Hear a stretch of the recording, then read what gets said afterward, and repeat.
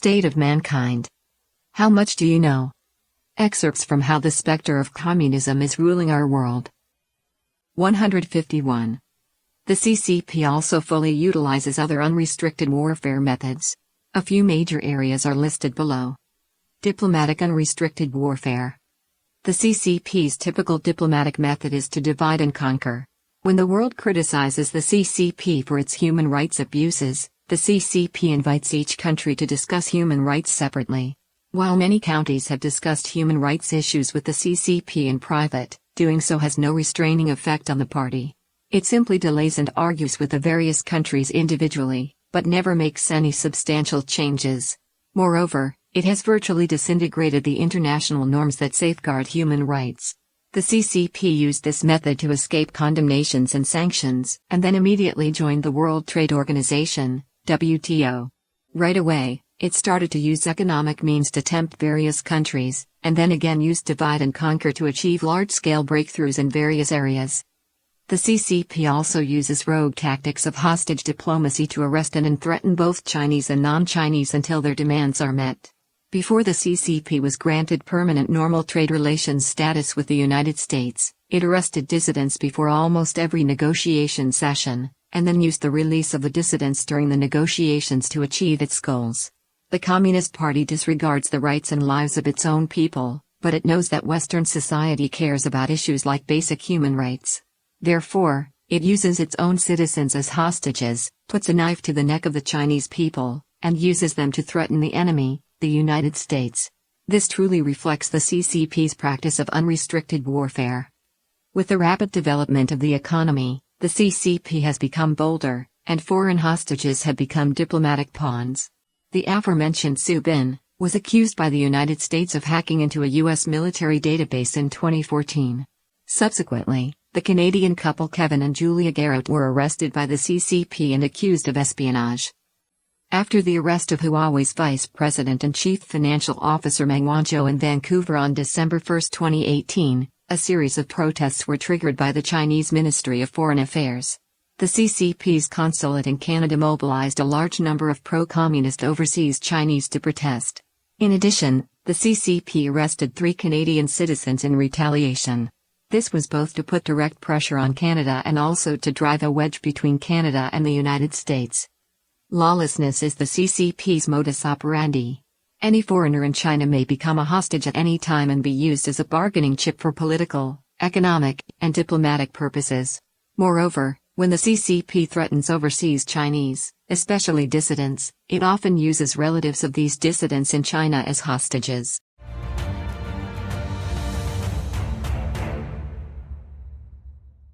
Unrestricted military warfare. The CCP has developed asymmetric weapons, such as anti-ship missiles and anti-aircraft carrier missiles. In terms of conventional weapons, the CCP has attempted to surpass the technological supremacy of the United States by having a larger quantity of materiel targeting those prize assets. The CCP has grown economically and technically, giving it greater operational space to implement cyber warfare, outer space warfare, and other unconventional high-tech attack vectors against the United States, as addressed in the last section. The PLA publicly declares that the conduct of the kind of war it wishes for would appear in a manner that is cross-national, cross-domain, and utilizes any means necessary. In the PLA's ideal war, tangible national boundaries, intangible cyberspace, international law, national law, codes of conduct, and ethics are not binding on them PLA forces. They don't take responsibility for anyone, and are not restricted by any rules. Anyone can be a target, and any means can be used. The authors of Unrestricted Warfare, both Chinese colonels, declare to their readers, have you considered combining the battlefield with the non-battlefield, war with non-war, military with non-military, specifically, combining stealth aircraft, cruise missiles and network killers, nuclear war, financial warfare, and terrorist attacks? Or, simply put, Schwarzkopf, Commander-in-Chief of the Gulf War multinational force, plus Soros, plus Morris, creator of the Morris worm computer virus, plus Bin Laden? This is our true card.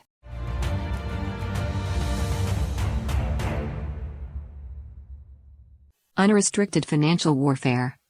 The CCP has begun promoting its own financial payment system and use of the renminbi through economic assistance and private enterprises, in an attempt to build a global infrastructure. It intends to use the renminbi to replace the US dollar's dominance in the field of international currency circulation. According to the CCP's unrestricted financial warfare strategy, the regime can achieve its goals simply by printing massive amounts of money, thus destroying the financial system when necessary.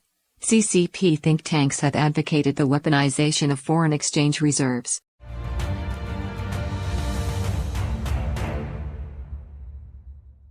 Unrestricted Internet Warfare. Through the efforts of Huawei and ZTE to seize the 5G technology market, the CCP is striving to gain a dominant position in 5G standards, and wants to play a leading global role in the new technology. The former head of the Federal Reserve of Dallas said, if China were to win the race, they would establish the protocols for the Internet, just as English replaced German as the language of science and became the language of all crucial activity on a global scale. The Internet took shape in a world in which information flows were entirely different from those of the traditional world, and the online world can in turn constrain and influence our real world. At present, the Internet faces a new round of evolution, with 5G technology at its core. With the combination of 5G and artificial intelligence, the Internet is moving toward the Internet of Things, or digitization of the entire world. The Internet's control over the physical world is dramatically expanding, and the roles of the entire world are being rewritten. If the CCP dominates 5G, it will be able to act unimpeded. In addition, there is a huge amount of information flowing on the Internet. Once the CCP's external propaganda operations are successfully integrated with the China-controlled 5G, its soft brainwashing efforts will greatly exceed the current scale and impact.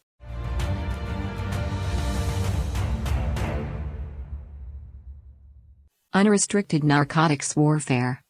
At a U.S. cabinet meeting held on August 16, 2018, President Trump said that the proliferation of opioids based on fentanyl from China is almost a war. In 2017, there were more than 70,000 cases of drug overdose in the United States, of which more than 40% were related to synthetic opioids, mainly fentanyl and its analogs. These drugs are primarily produced in China and then enter the United States through the U.S. Postal Service or are smuggled into Mexico and then enter the United States through the U.S. southwest border. Marcos Kanellakis, a senior researcher at the Central European University and a visiting scholar at the Hoover Institution of Stanford University, in November 2017 wrote of fentanyl, "It is, ultimately, a chemical. And it's being used as a weapon in China's 21st century opium war against America." He said that fentanyl has killed thousands of Americans and cited it as an example of CCP strategy. The CCP uses the real value of this chemical as a profitable opiate export that also destroys American communities and roils the U.S. political landscape.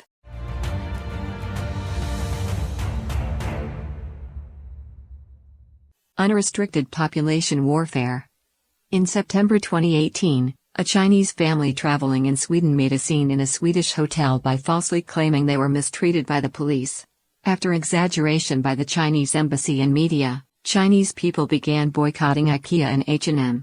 The Swedish TV station SVT aired a sarcastic program about the incident, which further exacerbated the situation.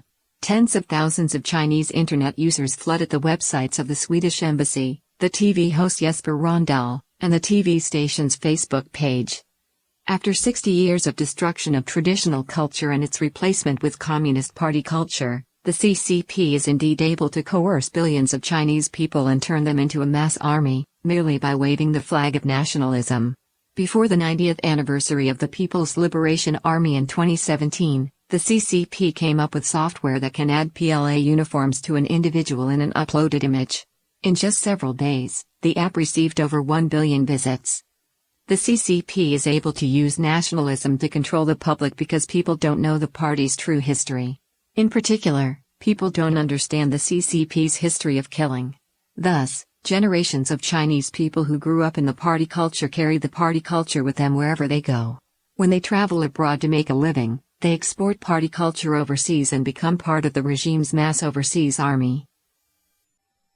The CCP has already successfully created a generation of people who obey its orders without the need to be coerced or monitored. This has strengthened the CCP's ability to control this army in the free world and use it for subversion. If a war broke out, this sort of mass population warfare could have dire consequences.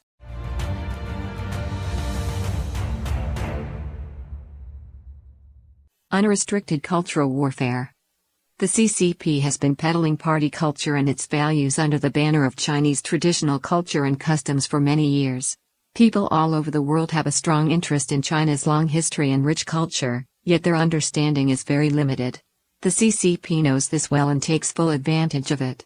By adopting some of the superficial forms of traditional culture, the CCP has disguised itself as the guardian and true representative of Chinese culture, making it extremely difficult for people in other countries to see through the deceit.